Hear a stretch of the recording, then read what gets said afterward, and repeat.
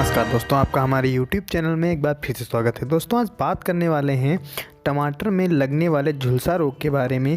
ये रोग जैसा कि फंगस संबंधित रोग होता है जो कि हमारी फसल के सभी भागों में लगता है।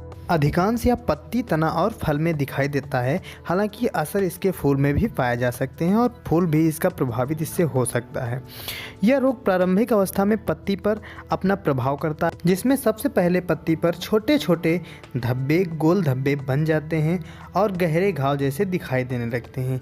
धीरे धीरे यह धब्बे बड़े हो जाते हैं और काले भूरे रंग के हो जाते हैं और धीरे धीरे पत्ती सूखने लगती है। पत्तियां झुलस सी जाती हैं, हल्की झुलसी दिखाई देती हैं।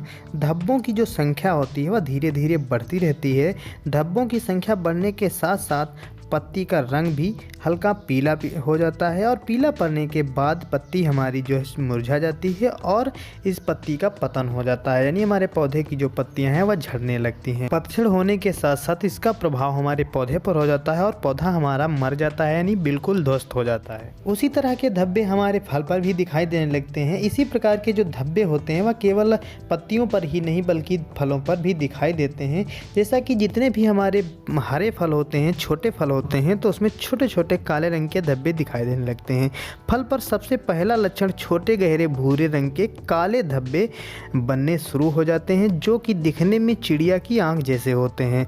यानी हम देखेंगे तो बहुत ही छोटा सा धब्बा होगा, बाद में यह धब्बा बड़ा हो सड़न के रूप में बदल जाता है, जिसमें काफी ज्यादा नुकसान देखने को मिलता है। किसान दोस्तों, अगर इस रोग के लक्षण आपकी फसल में दिखाई दे रहे हैं तो तुरंत इसका रोकथाम करने के लिए आप मैंकोजेब 2 या 2.5 ग्राम पर लीटर के हिसाब से आप इसका छिड़काव कर सकते हैं।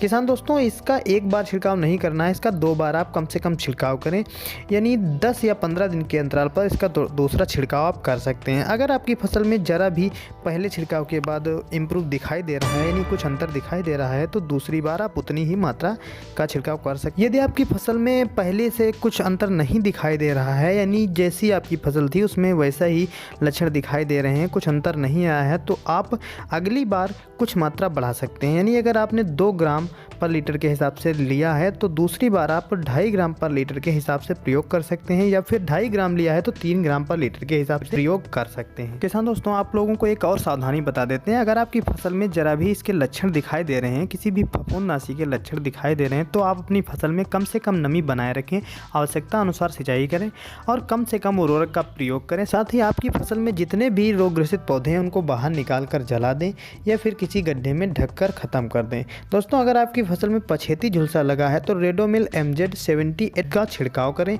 जिसकी मात्रा आप 2 ग्राम पर लीटर के हिसाब से उसका स्प्रे कर सकते हैं। और हो सके तो जितने भी स्वस्थ पौधे हैं उन पर अच्छा स्प्रे करें, यानी स्वस्थ पौधों पर इसका प्रभाव ना होने पाए, फंगस अटैक ना करने पाए।